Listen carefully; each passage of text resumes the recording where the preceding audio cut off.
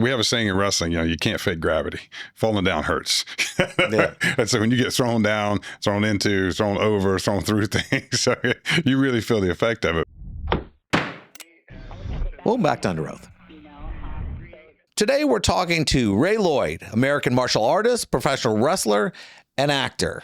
How you doing, Ray? I'm doing good, Jeff. How are you, bud? I'm good. It's been about 3.5 years. I know it doesn't seem like that, which is, time does fly, I guess. I remember the first time I met you. I was reffing professional wrestling for our marketing. And I remember you coming to the ring and I'm thinking to myself, why would you do this to yourself? I mean, I know what can happen in there. Yeah. And you've been wrestling for, God, it's got to be 37 years. 30. Now. I was going to 37 years. 37 years. Yeah, broke in April of 1987.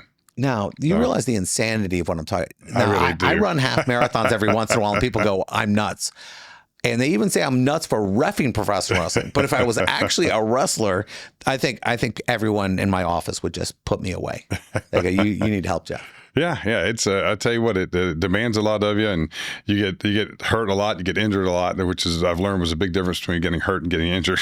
But you know what's it's not like I didn't know that going in, But the thing about it is, it's given me so many great opportunities, so many great experiences to see the whole world and get paid for it is one of the greatest things that ever came out of me becoming a wrestler. But the fact too that just being in that ring makes me come alive more than anything I've ever known in my life. And now to be at a point in my life where I can pass along what I've been fortunate enough to learn from some of the very best to the next generation. So I'm slowing down in the ring, not so much in the ring as much anymore, but still very active in the industry. But you teach also. You have a place in Georgia. Yeah, I actually originally QT Marshall, who's one of the VPs for AEW Wrestling. QT and I started a school called One Fall Power Factory back in around 2017, and at my buddy Chip Smith's all sports complex up in Atlanta, which was just this amazing facility. And then around about, was it 2020 or so? Cody Rhodes came in, and we partnered with Cody and rebranded it the Nightmare Factory because, of course, Cody goes as the American Nightmare, and I had a very, very close relationship with his father, the American Dream, Dusty Rhodes, who was my childhood hero growing up. He was a beast. Yeah, and to become for him to be for me to be mentored by him was to say it was a dream come true doesn't even come close to describing it. But and then of course now it's one of the top schools in the country, and I still go back and forth and help when I can up in Atlanta. But I'm here in Orlando full time now, and I'm actually going up around the first week of December to spend a week with the current camp that's kind of finishing up right before the holidays. Now, I remember watching Ric Flair's documentary, and they talked about his training. Oh, yeah. And the beatings that they took. And I mean, I assume it's kind of like basic training. When I was in the Army, it's a lot different. Army is a lot different now than it was before. And I'm sure it was a lot different, 20 years before I joined. I mean, you must have to have definitely different training because people change mentally. Yeah. You really do have to become calloused to that type of I don't like to use the word abuse, but it really is. I mean, that type of trauma to your body, because we have a saying in wrestling, you can't fake gravity. Falling down hurts. Yeah. And so when you get thrown down, thrown into, thrown over, thrown through things, so you really feel the effect of it. But it's another thing too that I had to learn is that you have to really become friends with the pain. It's very painful to do this. It's stuff that I don't think the human body was really ever meant to do.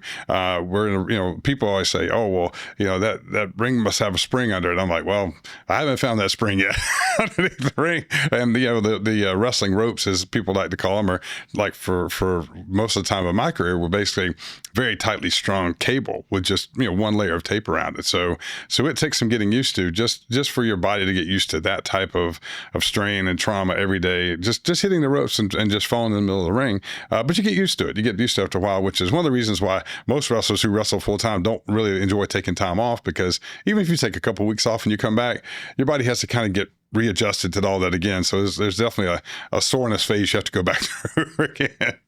I remember asking this female wrestler, we were hanging out at Comic-Con, and I asked her, I said, I think Vic Center, I think it's one of those. And I said to her, how quick could you kick my ass? And she goes, about 8 seconds.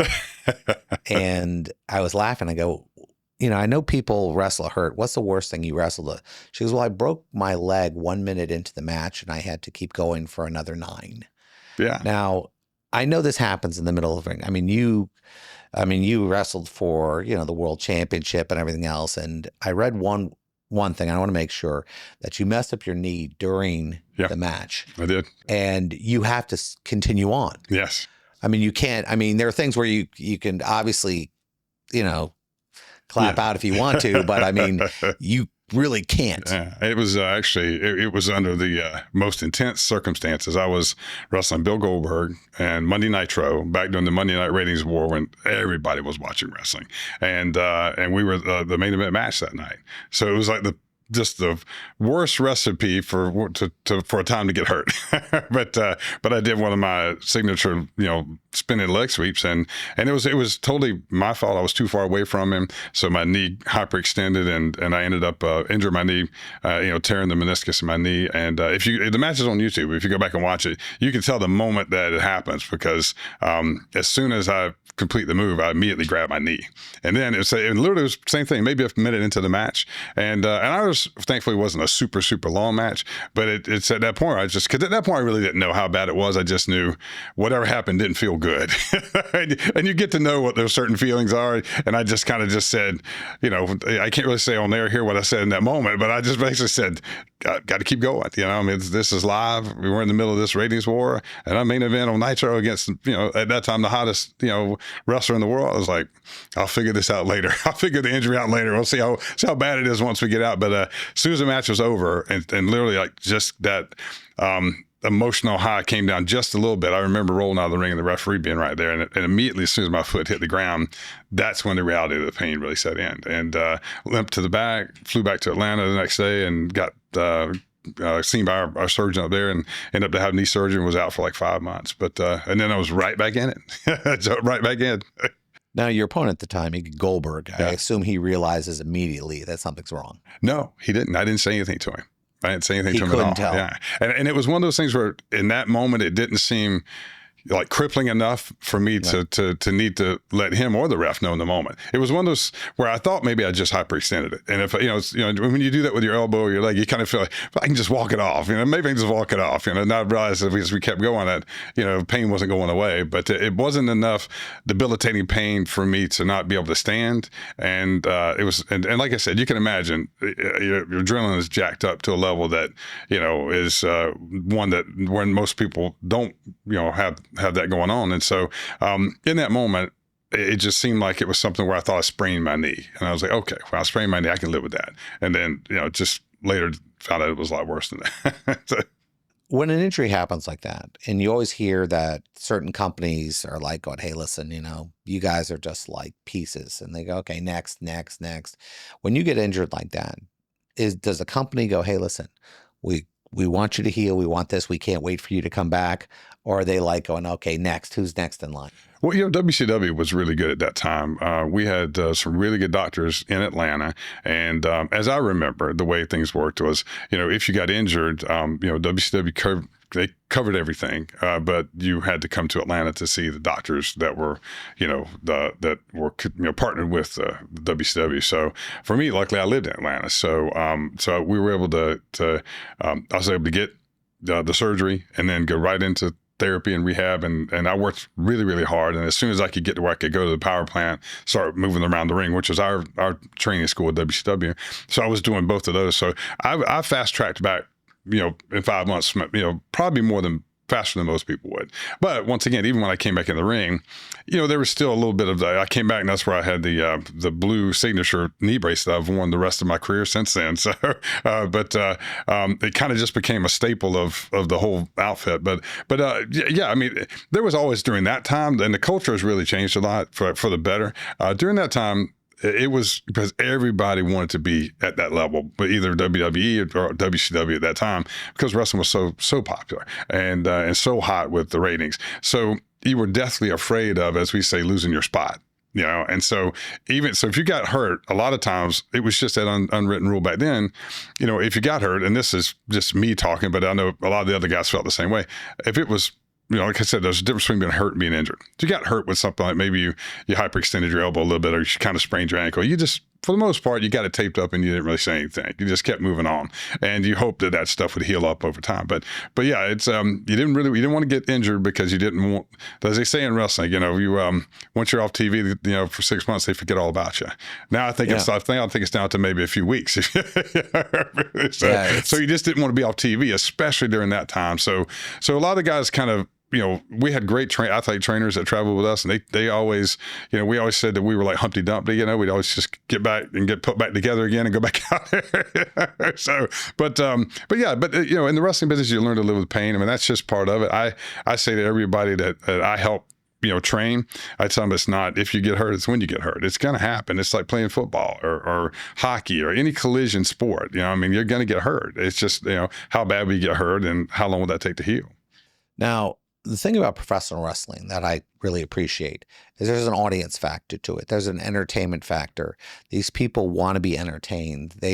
And some people are great wrestlers, but they're not great entertainers. Right. They don't have the ability to sell a character or sell, a moment. How hard is it to always be chasing that? I mean, I assume a lot of people, like I see Ric Flair, Ric Flair goes on and he should not be there. But you want to entertain the fans, but at the same time, you miss that. It's like an actor who's no longer working anymore. Right. I mean, how tough is that? Any type of performer, musician, actor, it is the greatest feeling in the world to have that. And yeah, you're right. I mean, you once you've experienced that, I don't know of anybody who's ever really said, "Oh, I've had enough of that." Because it feels good. Even if it's in front of 50 people, and for me, what I found was that getting inside of a wrestling ring, and I just feel like, my mom was she was a really great stage actress, and she did that basically as her side, thing when she was raising us, but I think I got the performance bug from her, and so like when that's like when I played football, I loved football. I loved contact, but what I really loved too is like, there was usually a pretty big crowd. Even when I was a kid, all the parents and everybody were there. And then as I got older in high school, the crowds got bigger, and then I got in college and they got even bigger. And I just realized, everything's a show. Everything's a show. And I enjoy being a part of the show. And with wrestling, you get a chance to go out there and then a lot of times it's just you and who you're in the ring with, and the very valuable asset of the referee, the three of you.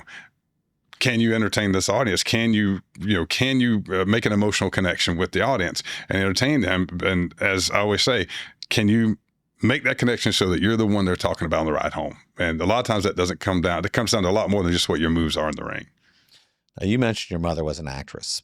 And growing up, I'm sure you saw some of her work and everything else like that. And you've been trying to break into acting for a while. And I've seen your, Burn Notice, everything out there. You just did a movie. Yes. Called the Unbreakable Bunch. Yeah, something we were very, very proud of. Very proud of. It's taken quite a few years to get to the point where we've just now released it on all streaming and cable networks. And it was probably a journey that started probably about 10 years ago originally.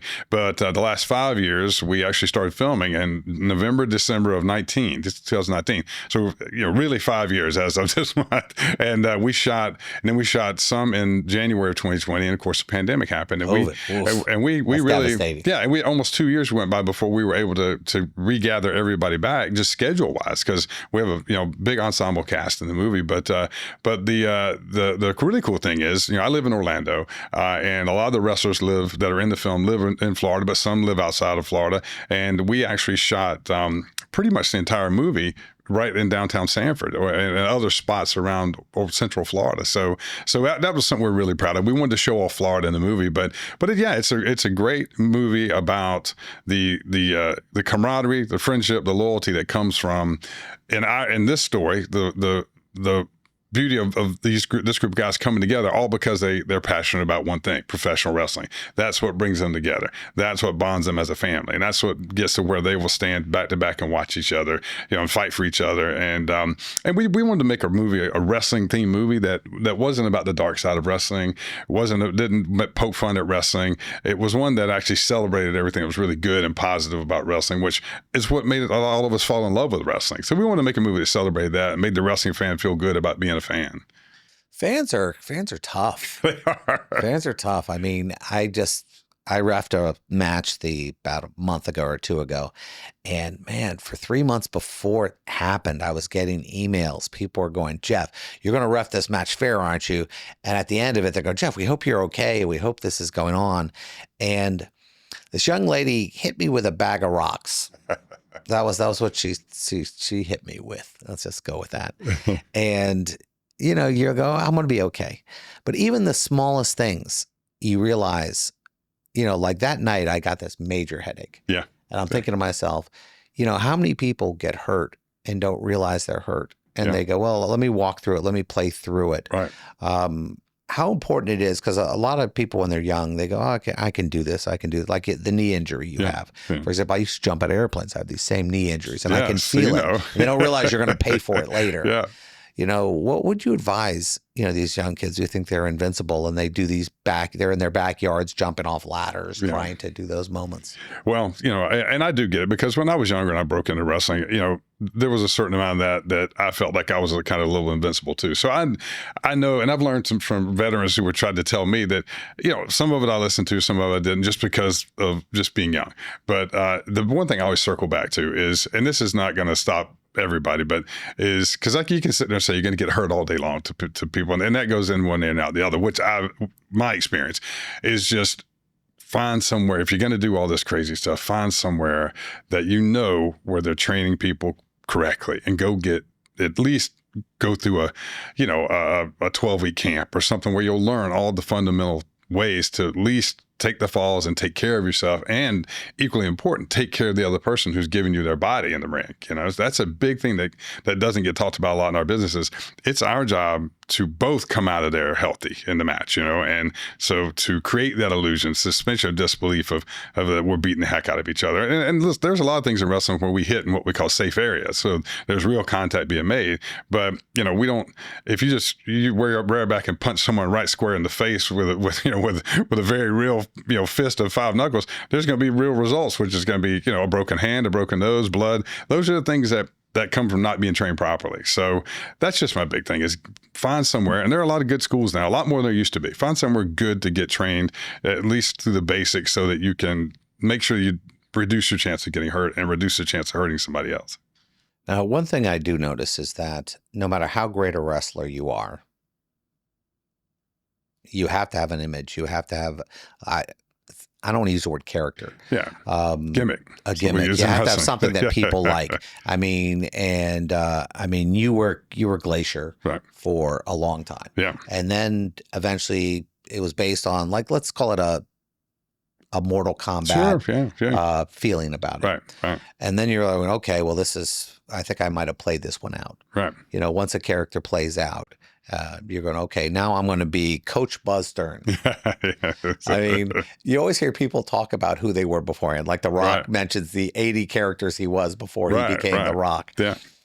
I mean, do you just go, okay, yeah, or are you going, we got to test this out? If it works, it works. Right, but, yeah. Well, you know, the funny thing is I actually created that persona, that gimmick on the independent circuit before WCW. And we had actually pitched that to Eric Bischoff because of Diamond Dallas Page's relationship with Eric and my relationship with Dallas. And he liked it, but he was kind of lukewarm on it.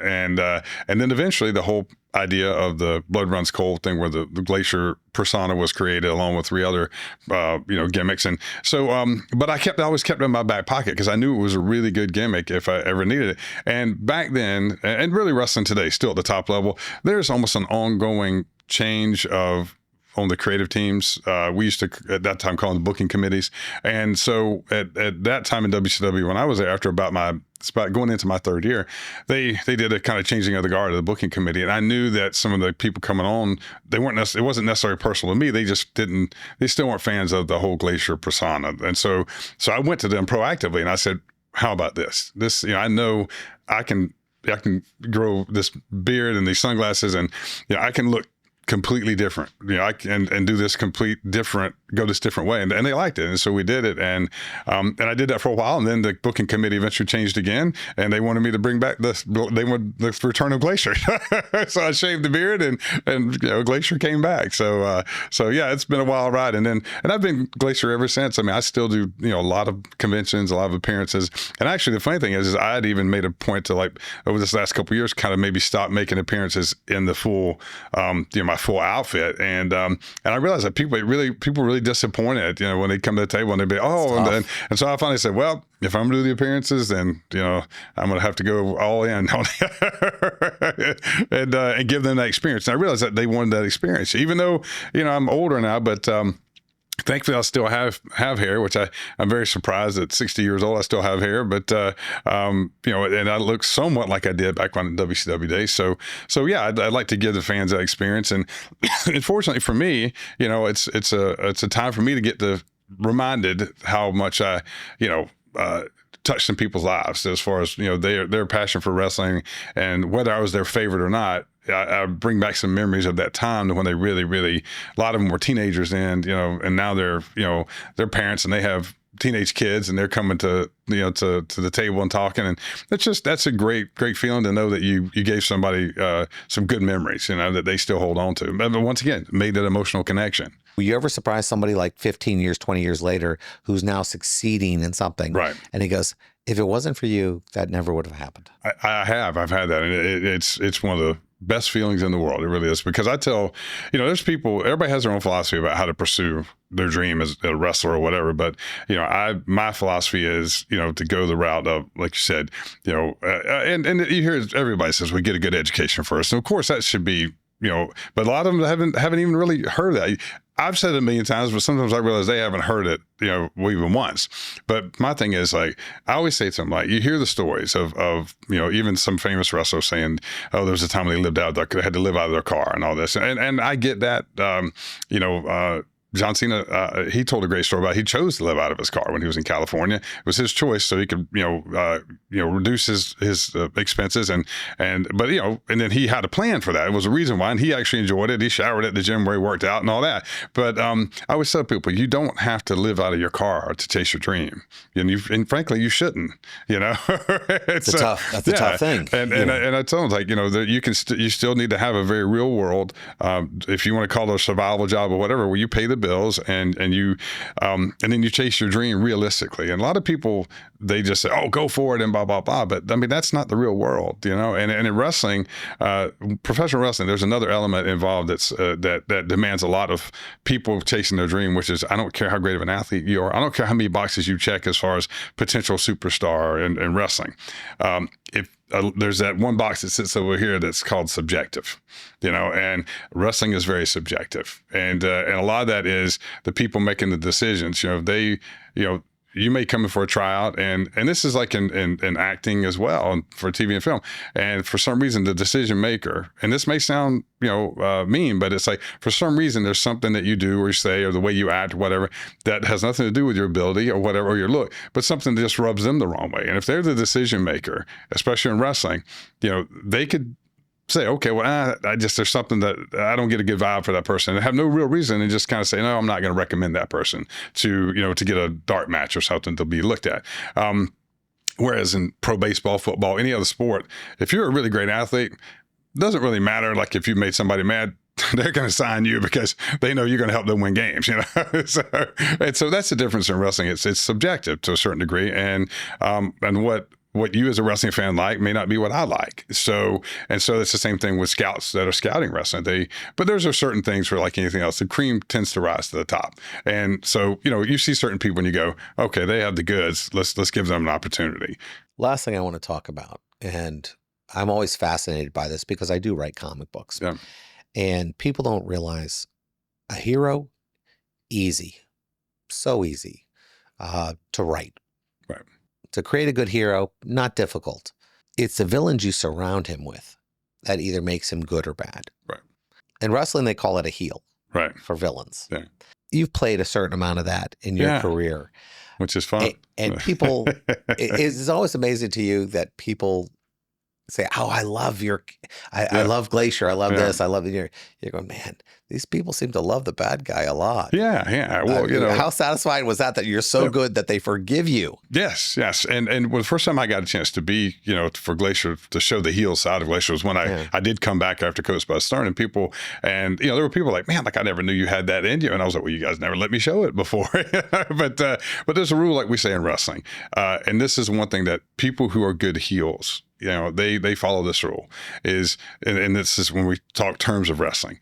In the ring, the babyface can only go one direction, and that's forward, or at the very least stand his or her ground. The heel can go forward, backward, side to side, up and down, around, everywhere. But the babyface, the hero, stands right there and moves forward through whatever's coming. And the heel has all those other options. And that's what makes a great heel, is the heel that uses all those other great options to try to defeat the babyface or get the advantage on the babyface. And then the babyface finds ways to reverse out of that and overcome it. And that's what makes and that's the emotional connection that our goal is to have in every single match with the audience. And if you don't have that, all that stuff can be great, but they're not going to, that's not what they remember. You've heard the old saying, and it really is true in wrestling, even though it's been said a million times, people really do remember how you make them feel. All the other stuff, they might remember a move here or there. They might remember a finish of a match. But what they're really going to remember is how you made them feel a certain way to where they're willing to invest, as I always say, the three main things, their time, their money and their attention to come back, and feel that way again. That's where we grab them, is by making them feel something. And the same thing with this movie. This movie is a very heartfelt movie with a lot of layers that I really believe will make people feel something. It would have been very easy to write a one-dimensional story with these pro wrestlers. They battle, they cross these aliens, and then there's this battle that ensues. But we put a lot of layers to the story intentionally, because people have layers, and the story, our movie with Haku, who's one of the main characters, everybody's known him as this legendary, tough guy in the wrestling in the world, which he is that guy. But he's also one of the kindest, sweetest, most gentle, family man you'll ever meet. And we show that side in the movie too, and I think that's what makes the movie great, is that, there's layers there. But those layers are what get you emotionally connected to the story and the characters. And that's what makes you want to go on that ride with them, So hopefully that's what, because knowing what we know in wrestling, we're able to really apply that to the story. And a lot of times we had to battle, a lot of sometimes the directors and stuff, to really make them understand, like, no, this can't be taken out, because this emotional connection has to be there. But that's with any movie, really. I mean, you gotta lay down the characters and make people care about the characters before you can have them battle. And in case if someone survives, some of them you lose, they got to, it's got to hurt when they see a character go down that they care about now, and same thing with the comic book stories. You got to make them care about it, and you got to make them want to walk by that comic book and pick it up again, because there's some emotional connection that's there, that they've only read half the comic book and they can't wait to sit down and read the other half, because there's an emotional connection that's been made. And it's the same thing with our movie and with wrestling. And that's, I always tell young wrestlers, I mean, the moves are great, and they're a vital part of what we do. But if you concentrate on just the moves, you will not be the one they're talking about on the ride home, I can guarantee. And you want to be the one that they're talking about. Well, why don't you tell me where, and our listeners, where they could see the movie? Yeah, absolutely. We're just released on streaming and cable services as of November 1st. So it's out there. Mainly, most people have access to Amazon Prime. So it's on Prime Video, which is huge for us. We partner with Gravitas Ventures, a great distribution company that got us a lot of really good deals. We're with, it's on iTunes, it's on Apple TV, Fandango Home Video. You can get on YouTube now, which I am just learning now that YouTube is a big place for people to go to watch movies again. It used to be like if your movie's on YouTube, that was kind of like That's why you saw the shorts. Yeah. So I'm learning now that the whole landscape changes, and all the cable networks like Spectrum, Xfinity, Dish Network, all of those. So it's available throughout. And if you want to just have a quick path to find out where all those are listed, our website, which is the unbreakablebunchmovie.com, theunbreakablebunchmovie.com, and all the logos are right there on the front page. Just click the logo, it'll take you right to that link, and you can either rent or purchase the film. And we ask that you guys, anybody who loves wrestling the way we do, please support the film, because we made this film for people who love wrestling, whether you're in the wrestling business or you're a wrestling fan or someone who loves wrestling.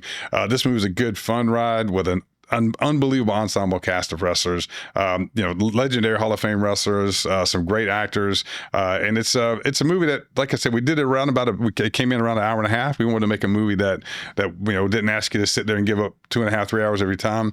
And it's a fun ride that I think people are really going to enjoy seeing, that it's a different take on pro wrestling. We still preserve the magic of pro wrestling in the movie. We don't use a bunch of insider terms and all that stuff. And it's a very family friendly movie, even though there's a lot of action and gunfire and explosions near the end. There's literally no profanity in the movie. There's no over the top gross humor like projectile vomiting and stuff like that. Then I'm not going. Exactly. I was really looking forward to the projectile vomiting, content, right? but it's really a movie. We made it with a lot of what I call A-team style action. Like when the A-team, when there was a lot of gunfire and explosions, no one ever really Right. got their head blown off or something. So we made the action fun, not violent. So I think people really will enjoy the movie. I always say, because it's a group of this older veteran group of wrestlers, the fight scenes are more John Wayne than John Wick.